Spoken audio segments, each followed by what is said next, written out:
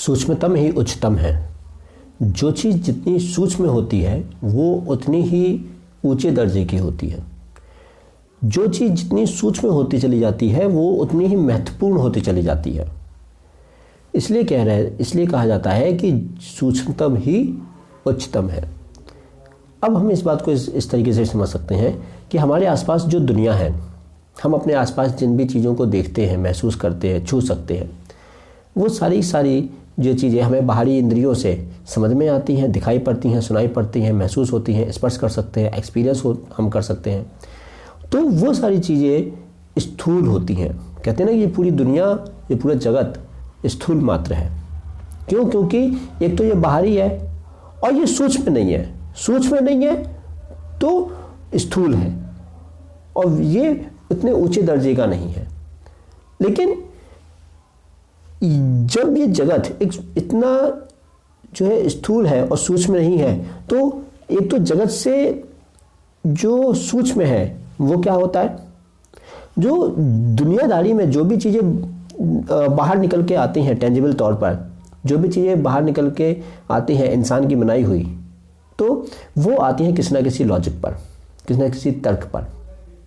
तो हम इसको इस बात से समझें कि संसार में जो कुछ भी टेंजिबल प्रोडक्ट है, जो कुछ भी हमें दिख रहा है, जो कुछ भी फिजिकल फिनोमेना में हमें महसूस हो रहा है, वो किसी न किसी तर्क पर आधारित होता है। यानी कि उस स्थूल चीज़ से ज़्यादा सूक्ष्म क्या है? लॉजिक, तर्क। तो उस संसार से, उस जगत से, उस फिजिकल फिनोमेना से जो है ऊंचे दर्जे का क्या हुआ? लॉजिक। सबसे नीचे बाहरी तौर पर जो भी हमें दिखाई दे रहा है, छू सकते हैं, महसूस कर सकते हैं, देख सकते हैं, ठीक है, जो बाहरी जगत है, जो स्थूल मात्र है, सबसे पहले नीचे वो।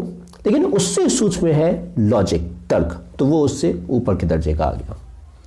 इसके बाद फिर बात आती है कि तर्क से भी सूक्ष्म क्या है?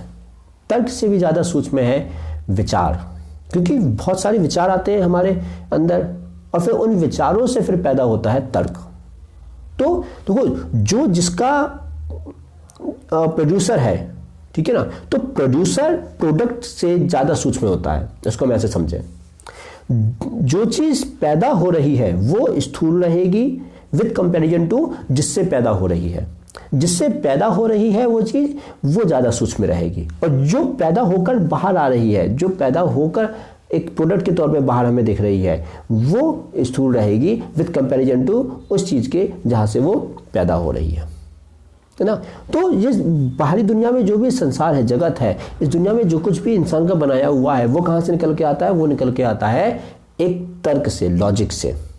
ठीक है, बहुत सारी समस्याएं होती हैं, समस्याओं का एक फिर समाधान निकल के आता है, फिर उसका जो है उसको हम कहते हैं कि भाई इसको टेंजिबल तौर पे इस तरीके से प्रोडक्ट के रूप में सामने लाना चाहिए। ठीक है, तभी तो ये सारी चीज़ सामने आती हैं। तो वो स्थूल है, वो किससे निकल के आ रही है? लॉजिक से। तो उन सारी जो चीज़ों से ज़्यादा ऊंचे दर्जे का क्या है? लॉजिक, यानी कि तर्क। वो लॉजिक कहाँ से निकल के आ रहा है? विचारों से। तो तर्क से ज़्यादा सूक्ष्म क्या है? विचार, यानी कि तर्क से ज़्यादा ऊंचे दर्जे का क्या है? विचार। वो विचार कहाँ से निकल के आ रहा है? वो विचार निकल के आ रहा है मन से। तो मन से, तो विचार जो है मन के कंपैरिजन में ज़्यादा स्थूल होगा, यानी कि कम सूक्ष्म होगा, और मन विचार से ज़्यादा सूक्ष्म है, इसलिए मन विचार के कंपैरिजन में ज़्यादा ऊंचे दर्जे का है। संसार, जगत, लॉजिक, तर्क, ठीक है, उसके बाद विचार, उसके बाद मन। अब मन के पीछे क्या काम करते हैं? मन के पीछे काम करती है वृत्ति। तो मन में जो कुछ भी चल रहा है वो आता है वृत्ति से। ठीक है, तो वृत्ति मन से ज्यादा सूक्ष्म है और वृत्ति मन से ज्यादा सूक्ष्म है, तो वृत्ति मन से ज्यादा ऊंचे दर्जे की है और मन से ज्यादा महत्वपूर्ण क्या है? वृत्ति। अगर आपको बाहर कुछ चेंज, समझो बाहर कुछ चेंज करना है तो अंदर हम जितने जाते जा रहे हैं, ठीक है, तो सबसे अंदर का जो कुछ है उसे चेंज करना पड़ता है। ठीक है, और सबसे लास्ट में जाके एक अवस्था ऐसी आ जाती है जहां आपको कुछ चेंज नहीं करना पड़ता, आप वहीं स्थित हो जाते हो। आप चेंज करने की अवस्था में नहीं होते, आप उस अवस्था में अवस्थित हो जाते, आप उस अवस्था में ही स्थित हो जाते हो। ठीक है, तो बाहरी दुनिया में जगत, संसार, ठीक है, उसके वो आता है आपके लॉजिक से, तर्क से। तो तर्क यानी कि लॉजिक बाहरी दुनिया में जो कुछ भी आपको दिख रहा है उससे ज़्यादा सूक्ष्म है। विचार लॉजिक से ज़्यादा सूक्ष्म है।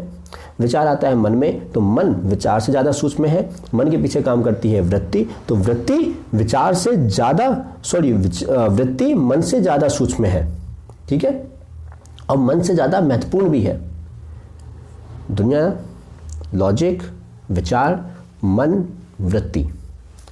इसके बाद वृत्ति के फिर पीछे काम करती है, या ऐसे कह लीजिए कि वृत्ति के ऊपर के तल पे काम करती है आत्मा या चेतना, ठीक है।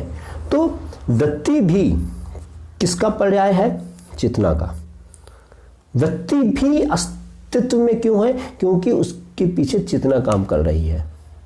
चेतना शरीर में है, शरीर के आसपास और भी जो है बहुत सारी जो है चीजें हैं, ठीक है। तो बाहरी प्रभावों के कारण फिर वृत्ति जो है काम करती है, लेकिन वृत्ति के पीछे भी क्या काम कर रही है? चेतना। तो वृत्ति से भी ज्यादा सूक्ष्म क्या है? चेतना। चेतना का तल जो होगा, आपकी वृत्ति भी वहां से काम करेगी। फिर वृत्ति, चेतना का तल जो होगा, आपकी वृत्ति वहां से काम करेगी, फिर वैसा ही मन होगा, फिर वैसे ही विचार होंगे, फिर वैसे ही लॉजिक होंगे, वैसे ही आपका तर्क निकल के आएगा और बाहर की दुनिया में आप वैसे ही क्रिएशन करोगे, ठीक है। तो तर्क दुनियादारी में जो चीजें हैं उससे ज्यादा सूक्ष्म है। विचार लॉजिक से ज्यादा सूक्ष्म है। मन विचार से ज्यादा सूक्ष्म है। वृत्ति मन से ज्यादा सूक्ष्म है। चेतना वृत्ति से ज्यादा सूक्ष्म है। तो इस तरीके से जो है चीजें चलती हैं, और इसलिए कहा जाता है कि जो जितना सूक्ष्मतम है वो उतना ही महत्वपूर्ण है। इसलिए जो भारतीय पुराना दर्शन रहा है, जो एक पूरी फिलॉसफी रही है जीवन को समझने की, लाइफ को समझने की, उसमें चेतना के तल की बात बहुत गहरे तल पे की गई है। आत्मा की बात जो कही गई है कि आपकी चेतना जहां स्थित होगी, जिस तल पर स्थित होगी, वहां से फिर आपकी पूरी जिंदगी का संचालन होगा। इसलिए सबसे पहले आपको क्या बदलना पड़ता है? चेतना का तल बदलना पड़ता है।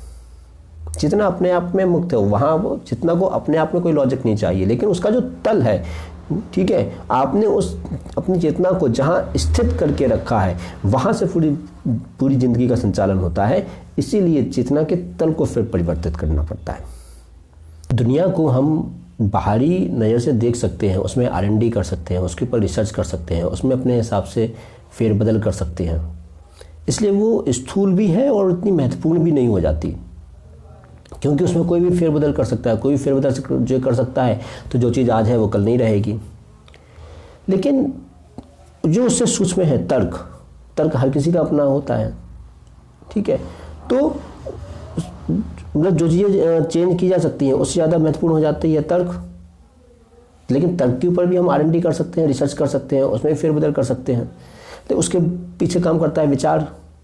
विचार को हम पूरी तरीके से कंट्रोल नहीं कर पाते, क्योंकि विचार जो होते हैं बहुत सारे वो अपने आप आ जाते हैं, है ना। तो एक तो विचार कहाँ से आ रहे हैं इस पे हमारा कंट्रोल नहीं होता, इसलिए वो और भी ज़्यादा महत्वपूर्ण हो जाता है। वो विचार आ रहे होते हैं, हम कहते हैं मन में, है ना, और मन पर बहुत कम लोगों का कंट्रोल होता है।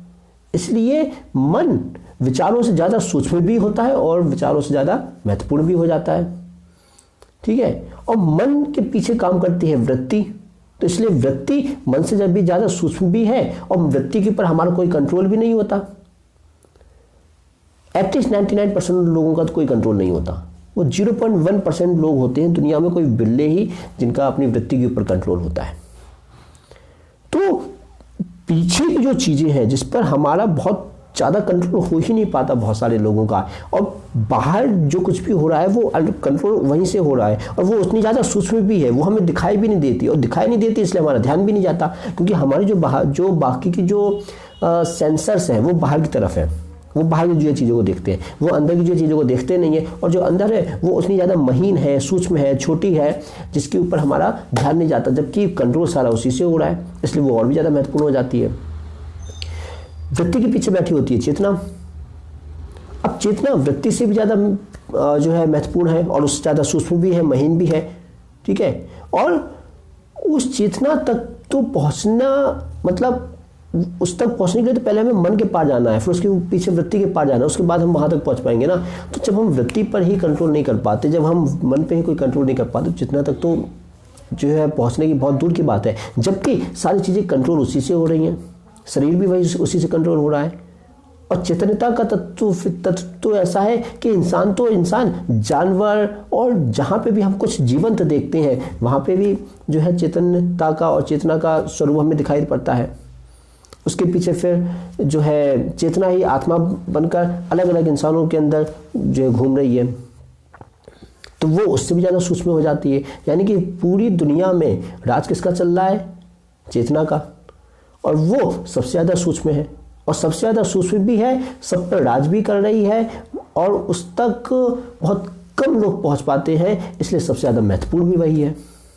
इसलिए तो कहते हैं कि जो सूक्ष्मतम है, जो जितना सूक्ष्म है, जो जितना पीछे का है, जो जितना अंदर का है, जो जितना महीन है, वो उतना ही ज़्यादा महत्वपूर्ण है। क्योंकि हम उस तक देख नहीं रहे, हम देख रहे हैं बाहर की तरफ, जबकि वो सब है अंदर की तरफ, है ना।